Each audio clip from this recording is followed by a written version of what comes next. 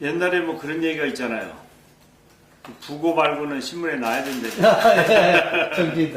예. 예, 근데 글쎄 나도 도대체가 영문을 모르겠고 그래서 뭐 별로 그냥 한쪽 귀로 듣고 한쪽 귀로 흘리죠. 내가 상대할 일도 아닌 것 같고. 이제 소위 말하는 계파라는 것의 존재 자체를 부인하진 않아요. 네. 그렇지만 옛날에 계파라고 하는 것은 공천 주고 돈 주고 또 계파 보스가 그 사람들에게 일일이 사사건건이 다 지시하고 이런 건데 지금은 그런 계파는 존재하지 않아요. 네. 단지 성향이 좀 비슷한 사람들이라든지 아니면 같이 일을 하면서 신뢰가 쌓인 사람들이 그냥 좀 가깝게 지내는 수준, 그리고 또 중요한 가치가 있다면 그 가치를 함께 실천하고 추구하는 그런 정도의 계파가 있는 것이거든요.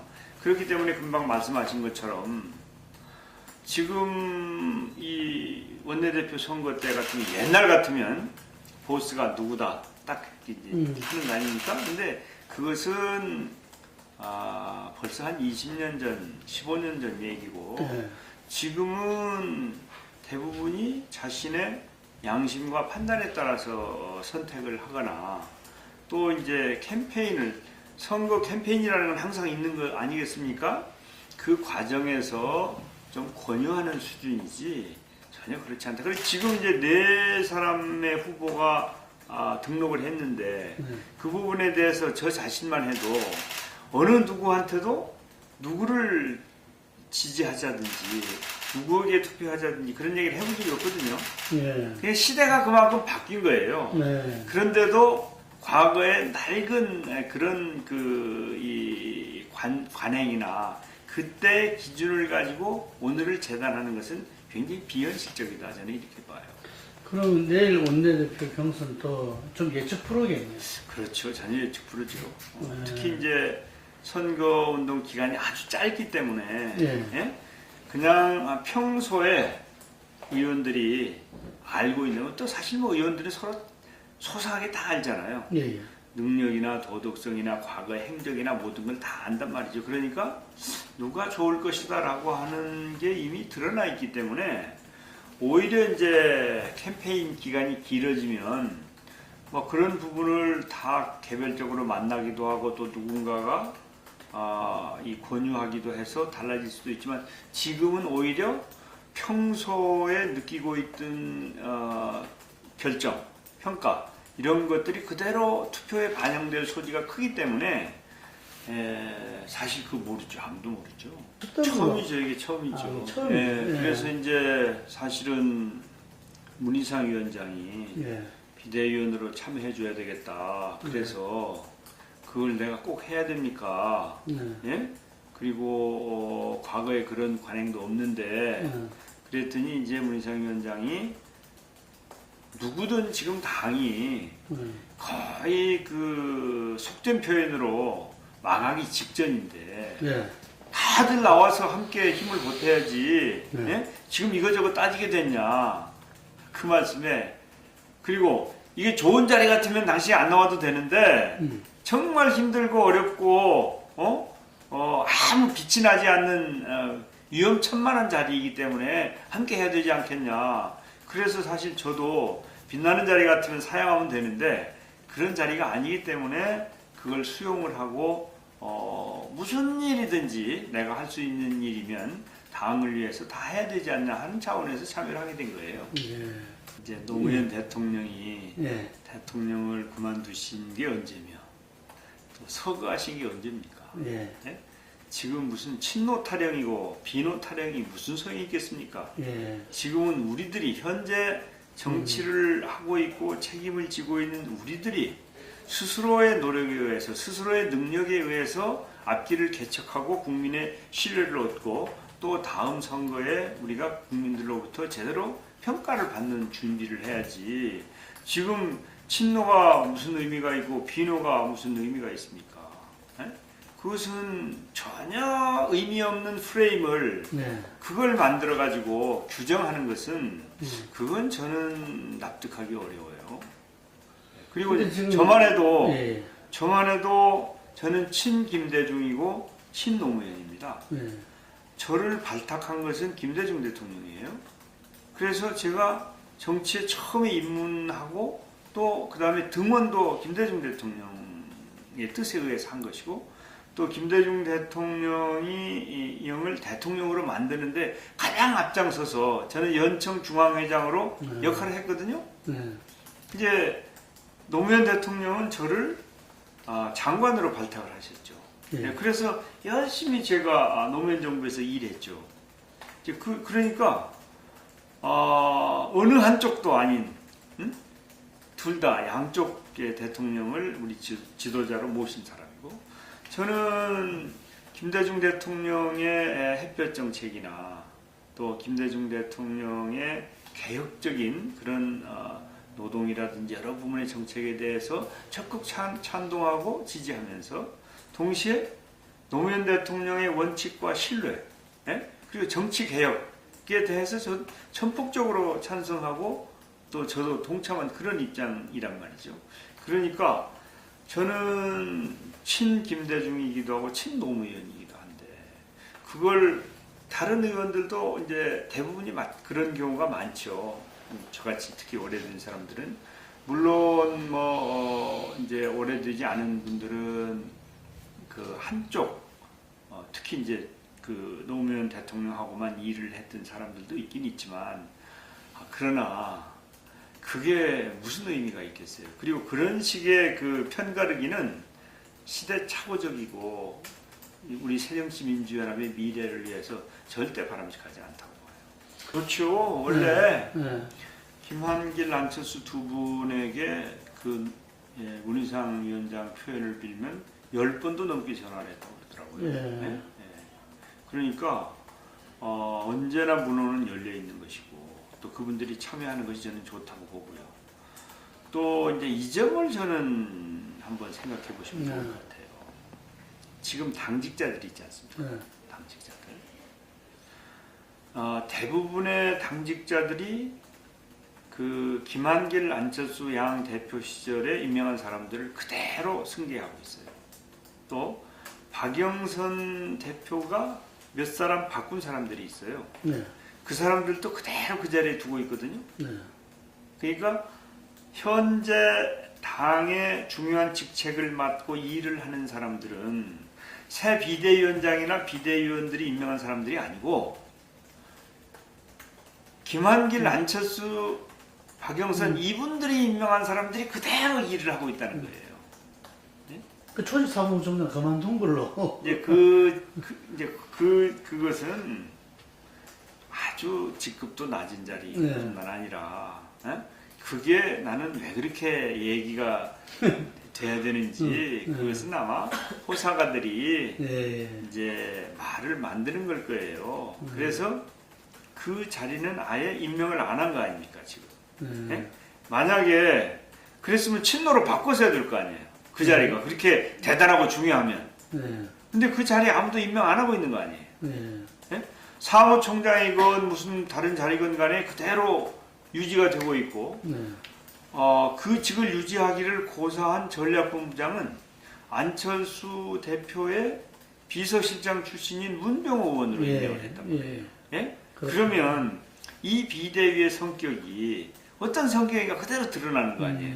그야말로 지금은 내 편 가리지 말고 설령 내 편이 있는지 없는지는 모르겠습니다만은 그런 거 가리지 말고 정말 화합하고 통합하자. 그리고 모든 역량을 다 동원해서 우리가 제대로 당을 재건하고 수권정당으로 만들어가고 동시에 혁신도 이뤄내자. 라고 하는 것이 저는 문희상 위원장의 생각이자 우리들의 생각이다. 이렇게 자신 있게 말씀드릴 수 있습니다. 야 가슴에 손을 얹고 생각해도 그렇게 말씀드리는데 한치의 부끄러움이 없어요. 세월호 특별법은 무슨 유가족이 동의하는 특별법이 아니고 유가족의 의견과 유가족의 뜻을 존중하고 반영할 노력을 하지만 그것은 진상규명에 도움이 될 경우에 한해서 그런 거예요. 그리고 이 법은 진상 규명이 가능한 법으로 만들어야 된다는 게 저의 소신이에요. 예. 그래서 원래 저는 선명한 장기전으로 가야 된다. 예. 말하자면 어떤 시한을 정해놓고 그 시한에 얽매여서 네. 진상 규명이 불가능한 그런 법을 만들려면 차라리 만들지 마라. 시간이 걸리더라도 진상 규명이 가능한 법을 만들어야 된다는 게 저의 생각이에요. 예. 그런데 이제 이 유가족이 동의하는 특별법이다. 이제 이 조건 자체가, 이 표현 자체가 저는 온당한 게 그럼 유가족이 동의만 하면 진상규명이 안 되고 제대로 되지 않은 법도 우리는 그냥 무조건 찬성합니까? 유가족의 뜻을 존중하고 유가족을 잘 이제 함께하는 노력을 하지만, 그러나 법은 우리 당의 당론은 당에서 만드는 것이고 의원들이 만드는 것이고 또 국회가 책임 있게 법을 만들어야 되는 것이죠. 예. 그런데 그래서 이제 예. 지금 한 말씀 예. 더 드리면, 지난번에 이제 이 합의를 한 것은 국회에 들어오기 위해서 중간 결산을 한 거죠. 중간 결산. 예. 그러나 전혀 앞으로 갈 길이 멀다. 그리고 앞으로 국회에 들어와서 다른 일을 하면서 예산 심의해야 될 거 아니에요. 예? 그 다음에 다른 중요한 법 정부에서 필요하다고 하면 우리가 심사해야 될 거 아니에요. 이제 그것은 하면서 세월호 특별법은 특별법대로 진상규명이 가능하도록 해야 된다. 지난번에 세월호의 국조특위가 국회에 만들어졌어요. 예. 그런데 아무것도 못하고 끝났잖아요. 예. 예? 그래서 그 위원장이 예산도 반납했다며요. 예? 이런 특별법은 하면 안 돼요. 진상규명이 가능한 특별법을 만들어야 된다는 거예요. 예? 그리고 특검도 제대로 해야죠. 제대로. 그냥 권력의 눈치나 보고 청와대가 지시하는 대로 그 프레임에 맞는 특검 하려면 뭐하러 합니까? 돈만 날리지. 예. 제대로 해야 되죠. 제대로.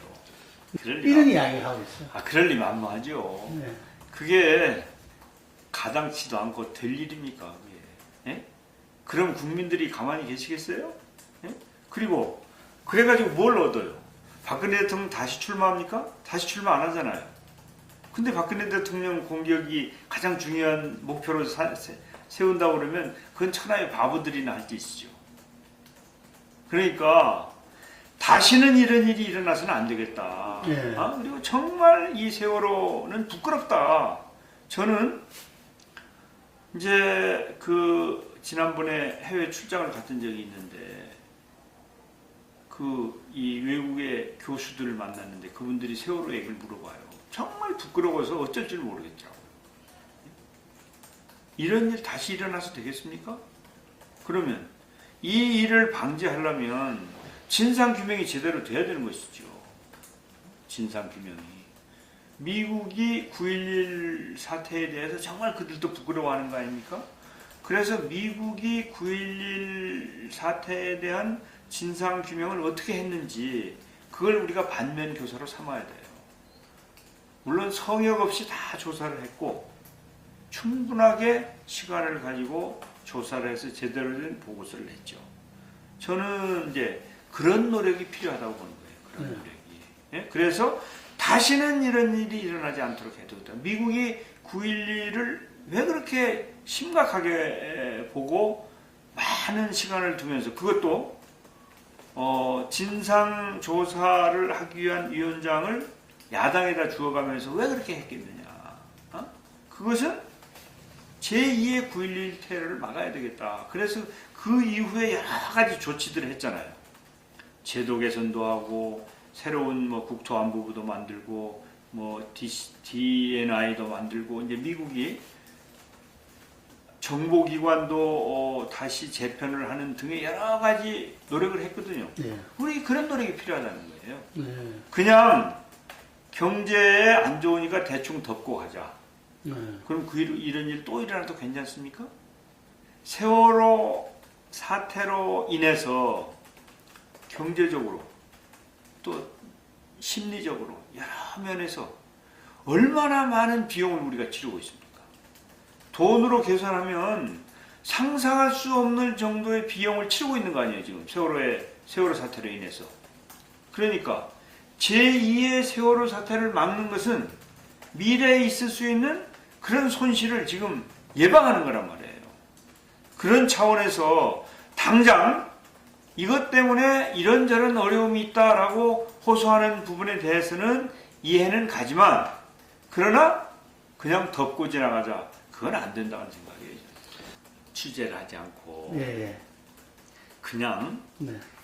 그 말하자면 말 한마디를 가지고 그렇게 한 것 같아요. 제가 선명한 장기전 하니까 선명하다 그러면 보통 강경하고 통하잖아요. 네. 네? 근데 사실은 선명한 장기전이라는 것은 매우 합리적인 제안이에요. 네. 매우 합리적인 제안이에요. 말하자면 예산 심의 제대로 할 거 하자. 국회에 들어와서 국회 일은 하는 것이다. 그러나 세월호 특별법 대충 안 된다. 그게 무슨 강경입니까? 아주 합리적인 판단이지. 근데 선명하다 그렇게 제가 얘기를 하니까 그리고 장기전?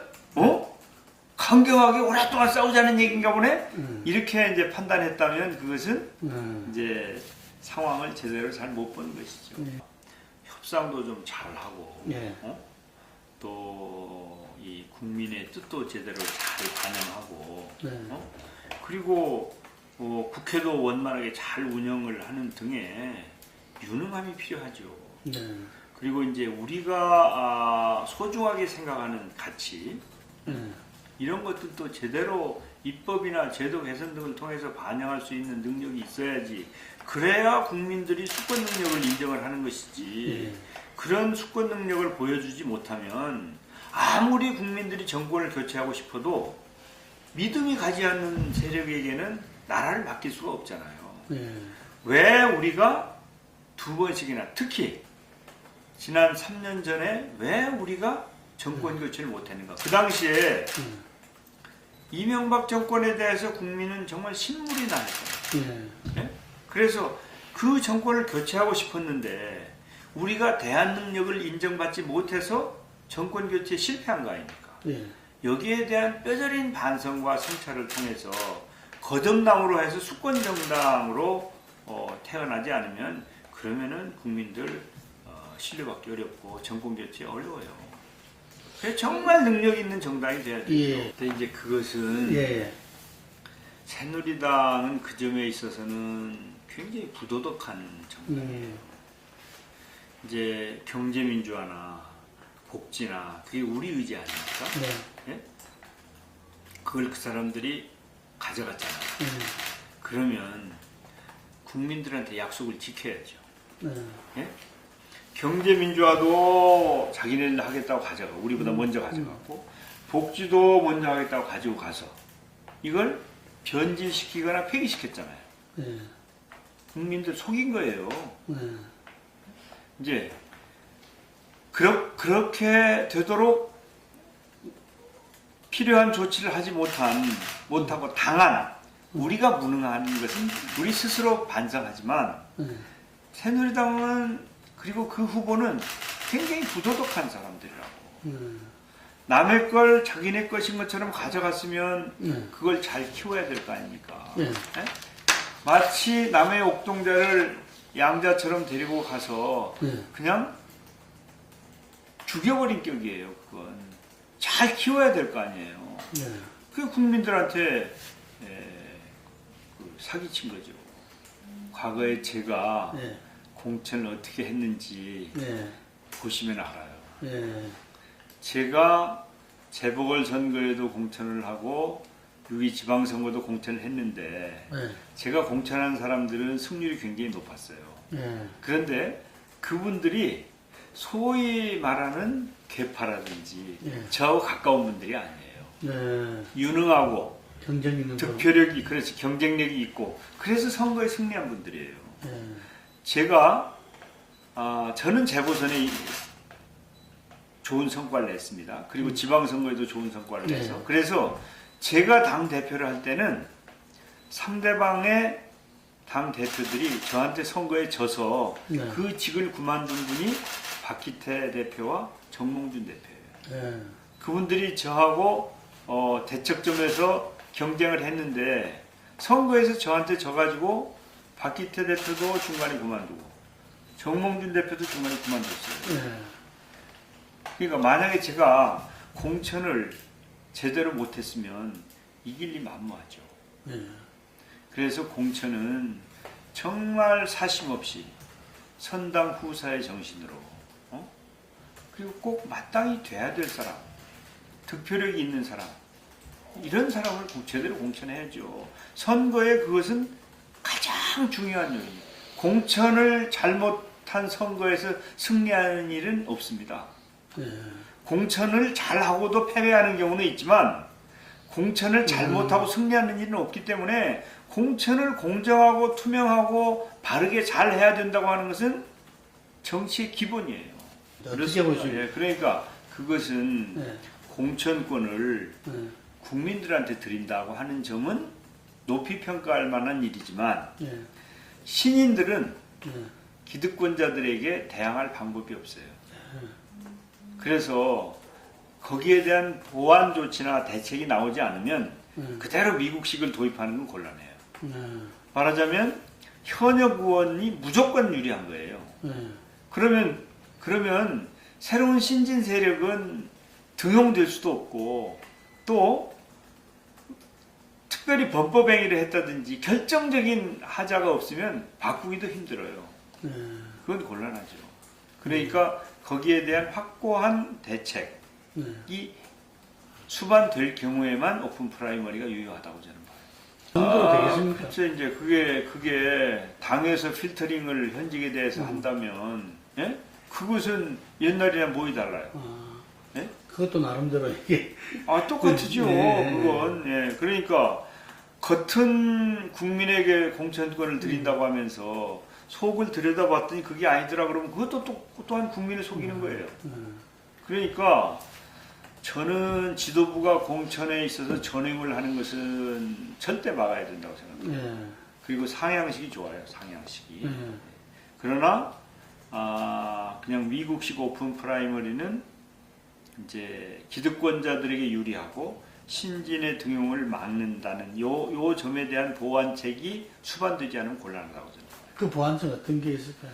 그래서 이제 저는 이제 원혜영 위원장한테 그 대책을 좀 어디다가 외주라도 주어서라도 대책을 좀 마련해 봐라. 그렇게 주문을 했죠. 그러니까 본인이 후보 때 그 공약한 내용을 지금 공약을 빨리 이행하라고 촉구를 해도 모자랄 판인데 그거 안 된다고 얘기를 하는 게 정말 염치 없는 일이죠. 이번에 꼭 됐으면 좋겠어요. 왜 그러냐면 여야도 상당히 균형이 지금 맞춰져 있잖아요. 그렇죠. 지방정부도 그렇고 국회도 그렇고 사실은 2008년 9년도에 개헌 논의가 좀 있었는데 그때는 우리가 의석이 81석밖에 안 돼서 대등한 개헌 논의가 어렵다고 판단하고 그때는 저는 이게 적절치 않다 반대했어요. 근데 지금은 이제 그런 문제가 없어요.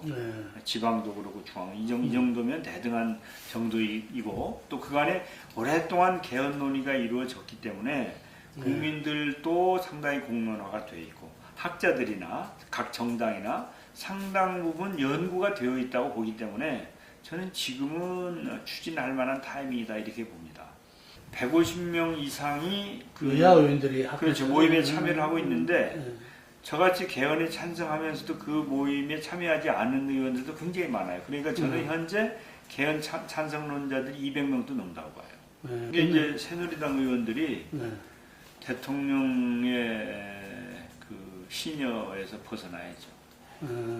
대통령이 그런 말씀을 하시더라도 그건 그거고 국회가 할 일은 국회가 할 일이기 때문에 논의에 참여를 해야 되는데 또 소위 말하는 친박들이 그냥 대통령이 한 말씀 하시니까 그냥 전혀 자기 주장을 펴지 못하고 후퇴해버리면 그러면은 이제 쉽지 않게 되겠죠. 그러니까. 저는 뭐 전혀 공감하지 않죠. 예, 다르다 이거죠. 그럼 완전히 다르죠. 완전히 다르죠. 이제 중요한 아까 제가 경제민주화나 복지에 대해서 우리 의제를 가져다가 폐기시켜버렸다. 그러니까 이거 부도덕한 짓이다. 그렇게 말씀드렸잖아요. 그런 것부터 시작해서 남북 문제도 그렇고 민주주의를 대하는 태도도 그렇고 역사 문제도 그렇고 너무 다르죠.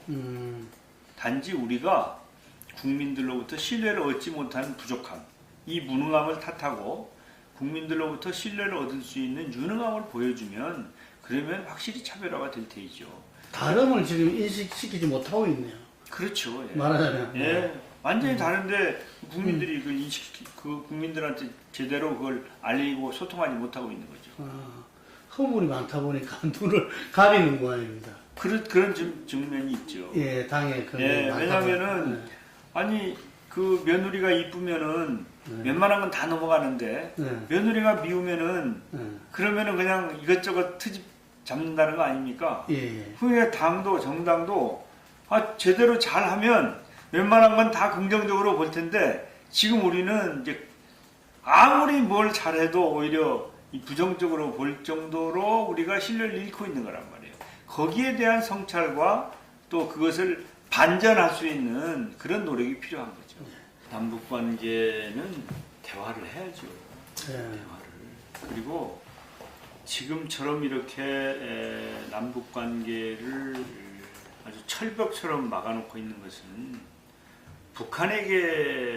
북한에게만 불리한 게 아니고 우리도 매우 불리합니다. 우리도. 제가 계속 주장하는 게 경제의 활로를 남북 경제 협력에서 찾아야 된다고 저는 생각하거든요. 지금 우리가 수출 잘하고 있어요. 수출. 내수를 진작시켜야 된다고 다 그 답을 알아요. 그런데 방법이 없어요. 방법이. 왜냐하면 일자리가 넘치고 우리 국민들의 특히 서민과 중산층의 소득이 늘어나야 되는데 지금 빚이 많잖아요. 빚. 통신비 비싸잖아요. 주거비 비싸잖아요. 그러니까 서민과 중산층이 소비할 수 있는 여력이 없어요. 그렇기 때문에 내수는 진작이 될 수가 없는 거라.